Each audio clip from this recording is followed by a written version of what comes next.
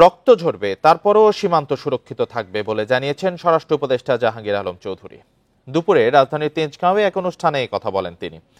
এ সময় তিনি আরো জানান, আওয়ামী লীগ সরকার সীমান্ত নিয়ে কোনো কথা বলেনি, তাই কোনো উত্তেজনা ছিল না। তবে অন্তর্বর্তী সরকার এই প্রশ্নে কোনো ছাড় দিচ্ছে না বলেই এত আলোচনা।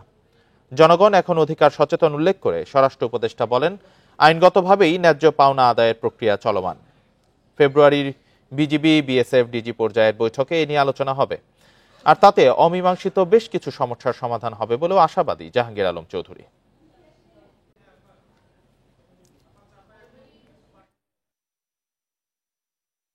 অন্তর্বর্তী সরকারের পদক্ষেপ তো দেখছেনই। আগে যেহেতু কোনো পদক্ষেপ ছিল না, এই জন্য কোনো রকম বর্ডারে কোনো কিছু হয় নাই। এখন যেহেতু আপনি পদক্ষেপ নিচ্ছেন দেখি তো এইসব ঘটনা ঘটছে। এই জনগণের এই সাহায্য এবং সহযোগিতা সবসময় থাকবে, এবং বিজিবি কিন্তু সবসময় সীমান্তে অ্যালার্ট আছে এবং আমাদের সীমান্ত সম্পূর্ণভাবে সুরক্ষিত আছে। এই সীমান্ত এই সাইডে কেউ কোনো দিনই আসতে পারবে না। আমরা যতদিন বেঁচে থাকি আমাদের রক্ত ঝরবে, কিন্তু সীমান্ত সুরক্ষা থাকবে।